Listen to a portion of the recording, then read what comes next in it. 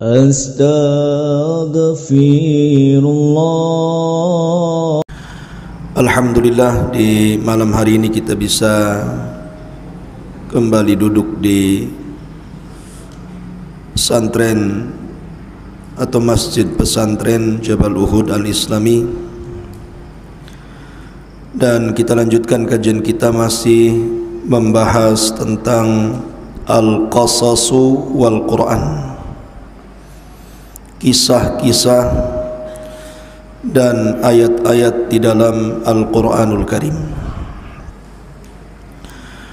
Dan malam ini kita akan membahas surah Al-Mujadilah ayat ke-22. Allah Subhanahu wa ta'ala berfirman,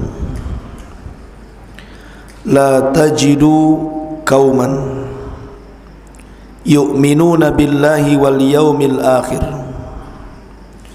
yuwaduna man hadallaha wa rasulahu walau kanu aba'ahum aw abna'ahum aw ikhwanahum aw ashiratahum ulaika kataba fi qulubihimul iman wa ayyadahum bi ruhim minhu wa yudkhiluhum jannatin tajri min tahtihal anhar khalidina fiha radiyallahu anhum wa radu an ulaika hizbullahi ala inna hizballahi humul muflihun. Kalian tidak akan mendapatkan sebuah kaum yang mereka beriman kepada Allah dan hari akhir, kemudian mereka berkasih sayang dengan orang-orang yang menentang Allah dan Rasulnya, walaupun mereka adalah bapak-bapak mereka, anak-anak mereka, saudara-saudara mereka atau keluarga mereka, karena Allah sudah menanamkan pada hati-hati mereka keimanan dan Allah kuatkan dengan pertolongan Allah. Kemudian kelak Allah masukkan mereka ke dalam surga yang mengalir di bawahnya sungai-sungai. Mereka kekal di dalamnya. Allah pun redha kepada mereka, mereka pun redha kepada Allah. Merekalah kelompok Allah. Ingatlah sesungguhnya kelompok Allah, merekalah orang-orang yang beruntung. Surah Mujadilah ini ayat 22 ada asbab nuzulnya, ada sebab turunnya. Dan sebab turunnya kepada seorang sahabat Nabi sallallahu alaihi wasallam, al-asyaratu al-mubashshiruna bil jannah, satu di antara 10 sahabat yang dijanjikan masuk surga. Dialah aminu hadhil ummah, aminnya orang ini, aminnya umat ini, maksudnya orang yang terpercaya dalam umat Islam, Abu Ubaidah ibnul Jarrah. Abu Ubaidah ibnul Jarrah ini salah seorang sahabat Rasul yang mula-mula masuk Islam, bahkan dia orang kelima yang masuk Islam setelah Abu Bakar dari kalangan orang dewasa, kemudian Ali dari kalangan anak-anak, dan Zaid ibnul Harithah dari kalangan budak. Kemudian Sa'ad bin Abi Waqqas, dan yang kelimanya adalah Abu Ubaidah ibnul Jarrah, masuk Islam di tangan Abu Bakar Siddiq radhiyallahu anhu. Ketika terlibat dalam peperangan pertama kali, perang besar yang dicatat dalam sejarah, bahkan diabadikan dalam Al-Quran, idza jaa nasrullahi wal fath, apabila datang pertolongan Allah, maksudnya perang Badar Kubra. Abu Ubaidah ibnul Jarrah ini kita tahu tidak pernah luput dari peperangan bersama Rasul, termasuk dalamnya perang Badar. Masalahnya dalam perang Badar ini Abu Ubaidah diuji oleh Allah Subhanahu wa taala dengan sedemikian rupa ujian yang sangat berat. Karena ayahandanya Abu Ubaidah ini terlibat ikut perang dan di belakang tentara Abu Jahal. Sementara Abu Ubaidah bin Jarrah berada di barisan Nabi sallallahu alaihi wasallam. Maka dalam peperangan itu ayahnya memang hendak mengincar anaknya saja. Dilihat Abu Ubaidah dikejarnya sama ayahnya, tapi Abu Ubaidah senantiasa menghindar dan tidak mau melayani ayahnya. Sampai suatu ketika tidak bisa terelakkan lagi.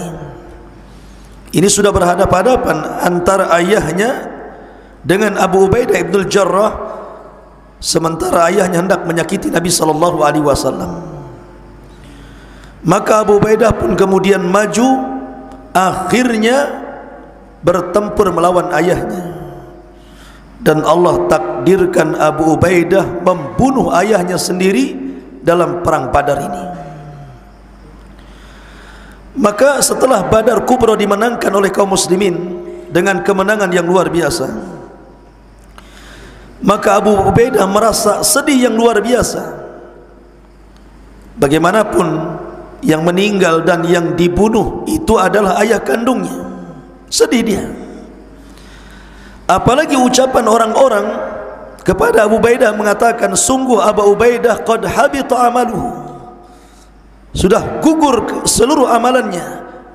Fa innahu qatala abah, karena dia sudah membunuh ayahnya. Maka Abu Ubaidah pun menjawab dan mengatakan, wallahi ma qataltu abi, demi Allah aku tidak membunuh ayahku, walakin qataltu asyirka fi syakhsi abi, tapi aku hanya membunuh kesyirikan yang ada pada jasad bapakku. Maka Rasul mendengar seperti itu terdiam sampai turun ayat ini, la tajidu qauman yu'minuna billahi wal yaumil akhir yuwaduna man hadallaha wa rasulah walau kanu aba'ahum aw abna'ahum aw ikhwanahum aw ashiratahum. Engkau tidak akan dapat sebuah kaum yang betul-betul beriman kepada Allah dan hari akhir, mereka terlibat kasih sayang bersama orang-orang yang memusuhi Allah dan Rasulnya, walaupun mereka yang memusuhi itu bapak-bapaknya, anak-anaknya, saudara-saudaranya, keluarganya. Maka orang yang beriman tidak mungkin berkasih sayang dengan mereka. Disinilah ada al-wala wal bara, meletakkan loyalitas kepada orang yang beriman dan berlepas diri dari orang-orang yang memusuhi orang-orang yang beriman. Karena arti wala itu mencintai Allah, mencintai Rasul, dan mencintai orang-orang yang beriman. Dan arti bara itu artinya memusuhi musuh Allah, musuh Rasul, dan musuh orang-orang yang beriman. Dan dalam Islam, membunuh ayah sendiri dibolehkan kalau memang dia seorang kafir harbi, kafir yang memerangi. Tapi kalau seandainya dia adalah seorang kafir dhimmi ataupun kafir musta'man atau kafir ahdi, maka haram, tidak boleh. Sebagaimana kisah kemarin Sa'ad bin Abi Waqqas, Allah Subhanahu wa taala turunkan kepadanya, wasahibhuma fid dunya ma'rufa. Tetap walaupun orang tua kafir itu, kita berlaku lemah lembut kepada mereka dengan cara ma'ruf. Masalahnya orang tua Abu Ubaidah bin Jarrah ini memusuhi Allah, memusuhi Rasul, mengangkat senjata, ikut terlibat dalam perang. Makanya terpaksa Abu Ubaidah pun membunuh ayahnya. Dan Allah turunkan ayat ini khusus bagi Abu Ubaidah dan akan dibaca sampai hari ini, bahkan sampai kiamat dibangkitkan. Engkau tidak akan mendapati sebuah kaum yang beriman kepada Allah dan Rasul, kepada hari akhir, mereka berkasih sayang dengan orang yang memusuhi Allah dan Rasulnya. Ma'asyiral muslimin yang dimuliakan Allah Subhanahu wa taala, sedikit saya akan menjelaskan biografi Abu Ubaidah bin Jarrah. Abu Ubaidah bin Jarrah ini terkenal memiliki keutamaan yang luar biasa di hadapan Rasul dan para khulafaur rasyidin. Ketika Rasul meninggal dunia, Ketika orang-orang Ansar kemudian ribut ingin memilih Sa'd bin Ubadah menjadi pemimpin pengganti Rasul, datang Abu Bakar, Umar dan Abu Ubaidah. Tiga orang ini menemui orang-orang Ansar yang sedang rapat. Kata Abu Bakar, kepemimpinan itu hanya ada pada orang-orang Quraisy. Adapun orang-orang Ansar hanyalah wuzara, pembantu dan menteri-menterinya. Kalau engkau mau, di sebelah kanan saya ada Umar bin Khattab, di sebelah kiri saya adalah Abu Ubaidah ibn Jarrah radhiyallahu anhu. Pilih salah satu dari keduanya. Artinya Abu Bakar sangat percaya dengan Abu Ubaidah sehingga memilihkan di antara dua manusia mulia siapa yang paling tepat untuk menjadi khalifah sepeninggal Rasul. Walaupun ketika itu Umar menolak dan mengatakan, selama ada Abu Bakar aku tidak layak menjadi pemimpin. Maka dia pun membaiat Abu Bakar, disusul dengan orang lain. Kemudian di masa Umar sama, ketika Umar bin Khattab menjelang wafatnya, dia berwasiat dan mengatakan, laukana Abu Ubaidillah hayyan, laukana Abu Ubaidillah hayyan, seandainya Abu Ubaidah masih hidup, kata Umar bin Khattab, lastakhlaftuhu, tentu aku akan menjadikan dia khalifah sepeninggalku. Tapi sayang Abu Ubaidah meninggal sebelum Umar meninggal, kena taun. Lah di zaman Nabi SAW dalam perang Uhud, Nabi SAW kan menggunakan pakaian besi, menggunakan helm besi, kemudian terkena pedang di tengah-tengahnya sehingga helmnya belah. Percikan helm itu, besi-besinya nancap di pipi Rasul. Abu Bakar berusaha untuk mencabut tapi tidak bisa. Kemudian Abu Ubaidah datang dan mengatakan, ya Abu Bakrin, biarlah aku yang mencabutnya. Karena takut menyakiti Nabi SAW, dia tidak mencabut dengan tangannya, tapi dia mencabut dengan giginya yang depan. Ketika serpihan satu dicabut, rupanya gigi yang atas rompang, terputus. Kemudian serpihan yang kedua dicabut, rompang lagi, jatuh lagi giginya, sampai dua gigi Abu Ubaidah jatuh karena mencabut dua serpihan dari pipi Nabi SAW. Tapi Abu Bakar mengatakan, demi Allah aku tidak melihat orang ompong seindah Abu Ubaidah, katanya. Padahal kalau lihat ompong itu kan gimana gitu ya, kayak orang tua gitu.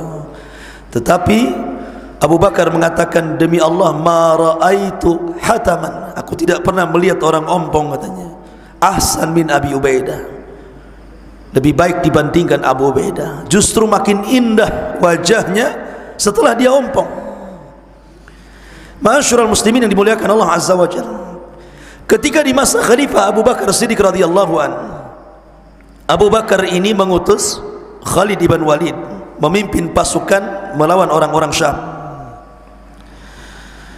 Ketika itu Umar tidak setuju dan mengatakan, ya Abu Bakar, Abu Ubaidah itu lebih dahulu Islamnya dibandingkan Khalid, karena Khalid itu belakangan masuk Islamnya karena masih terfitnah dengan Abu Jahal.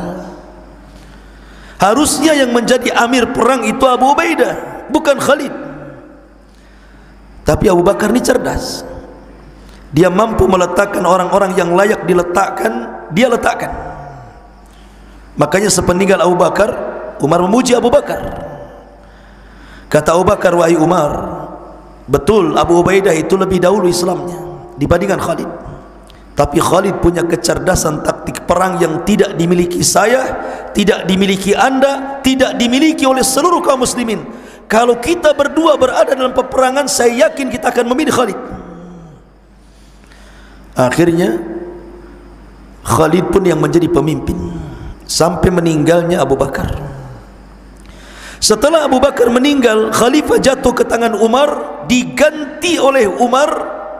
Khalid menjadi mustasyar, hanya sebagai penasihat perang, dan Abu Ubaidah dijadikan pemimpin perang untuk membebaskan Persia dan Syam secara keseluruhan, dan berhasil. Syam dikuasai, semua Syam itu dikuasai kaum muslimin di tangan Abu Ubaidah ibn al-Jarrah. Menunjukkan bahwa kepemimpinan luar biasa Abu Ubaidah ibn al-Jarrah ini. Ketika Amirul Mukminin mendapatkan kabar bahwa Baitul Maqdis sudah jatuh ke tangan kaum muslimin, ketika itu mereka menuntut Umar untuk datang ke Baitul Maqdis, langsung mengambil kunci Baitul Maqdis, langsung mengambil dari uskup yang menjaga Baitul Maqdis. Karena ketika itu Abu Ubaidah ditolaknya karena tidak ada ciri-cirinya dalam kitab mereka. Kemudian beberapa sahabat juga termasuk Sarahbil juga ditolak. Ketika Umar datang, rupanya Umar sudah dicatat dalam kitab-kitab mereka bahwa dia yang kelak akan menguasai Baitul Maqdis. Kemudian diberikan kunci itu kepada Umar. Ketika Umar berjalan dengan Abu Ubaidah, Umar itu kan pakaiannya asal-asalan, dia pakaian dari Madinah, berjalan sampai ke Syam, 1 bulan perjalanan tidak ganti pakaian, penuh dengan debu tentunya. Abu Ubaidah sudah mempersiapkan pakaian yang layak untuk menjadi kebanggaan seorang khalifah, sehingga Abu Ubaidah meminta kepada Umar untuk mengganti pakaiannya. Maksudnya kalau pakaiannya agak wah gitu kan, oh ini pemimpin kami bangga. Tapi Umar mengatakan kepada Abu Ubaidah, ya Aba Ubaidah, innallaha a'azzana bil Islam, wa man yabtagil izzata bi ghairi ma a'azzana Allah adhallana Allah. Abu Ubaidah, kita ini dimuliakan bukan karena pakaian, tapi karena Islam. Kalau seandainya kita mencari kemuliaan di luar daripada Islam, kita pasti dihinakan Allah. Biarkan aku seperti ini. Setelah mengambil kunci Baitul Maqdis, Umar pun mampir di rumah Abu Ubaidah. Rumahnya kecil, tidak ada barang-barang berharga, padahal dia jenderal yang memimpin perang menaklukkan satu Syam, termasuk Baitul Maqdis. Sehingga Umar bin Khattab ketika itu meminta kepada salah satu pasukan, i'tuni bi ta'amikum wa ta'ami Abi Ubaidah, datangkan kepadaku makanan yang kalian makan dan makanan yang dimakan Abu Ubaidah, katanya. Datangkan kedua makanan itu. Rupanya makanan pasukan jauh lebih lezat dibandingkan makanan yang dimakan keseharian Abu Ubaidah ibn al-Jarrah. Ketika melihat rumah yang sempit, tidak ada barang berharga satupun, Umar menangis dan mengatakan, demi Allah, kulluna nataghayyar illa anta ya Abu Ubaidah.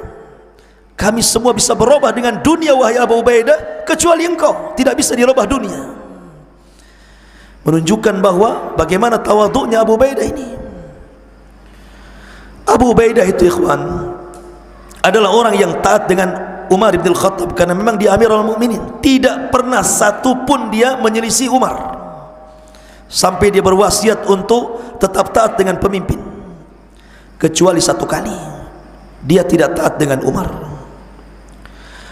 Ketika terjadi taun, wabah yang sangat mematikan di Syam, yang disebut dengan tahun Amwas, mungkin kalau zaman sekarang macam corona gini, wabah yang mematikan luar biasa. Abu Ubaidah itu memimpin 36.000 pasukan, 30.000 meninggal dunia dan 6.000 yang selamat, tidak mati karena taun. Yang mati 30.000 itu gara-gara wabah itu. Tapi yang selamat cuma 6.000. Salah satunya Abu Ubaidah meninggal karena taun. Ketika Umar mendengar di Madinah bahwa taun menyebar di Syam, terutama di Amwas, Umar mengirim surat kepada Abu Ubaidah, dan dia mengatakan, sesampainya suratku ini wahai Abu Ubaidah, kalau surat ini datang di malam hari, bergegaslah di pagi hari. Kalau surat ini datang di pagi hari, bergegaslah di malam hari, berangkat ke Madinah, ke Madinah, supaya engkau selamat dari penyakit taun, dan saya mencintai engkau karena Allah. Tapi apa balasan Abu Ubaidah? Dia mengatakan, ya Amirul Mukminin, tidakkah Rasul bersabda, apabila ada wabah di sebuah kaum, maka yang di dalam jangan keluar, dan yang di luar jangan pernah masuk ke dalam. Dan saya tidak akan meninggalkan Syam dan saya akan tetap dengan pasukanku. Sesampainya surat itu kepada Umar bin Khattab, menangis Umar bin Khattab, sehingga orang-orang mengatakan, amata Abu Ubaidah, apakah Abu Ubaidah meninggal dunia wahai Amirul Mukminin? Kata Umar, la walakin qarib, tidak, dia tidak meninggal, tapi sebentar lagi dia akan meninggal. Selang beberapa hari dari sampainya surat itu kepada Umar, satu keluarga Abu Ubaidah ibn Jarrah meninggal karena wabah taun. Keluarga Mu'ad bin Jabal juga meninggal karena wabah taun. Banyak sahabat-sahabat mulia meninggal karena wabah taun. Dulu taun adalah azab yang Allah timpakan kepada Bani Israel. Tetapi taun bagi kaum muslimin sebuah syahid bagi yang meninggal karena taun. Abu Ubaidah mati syahid karena meninggal di atas taun. Ma'asyiral muslimin yang dimuliakan Allah Azza wa Jalla, inilah di antara al-qasas wal Quran. Subhanakallah bihamdika asyhadu an la ilaha illa anta astaghfiruka wa atubu ilaik. Allahu ta'ala alam. Assalamualaikum warahmatullahi wabarakatuh.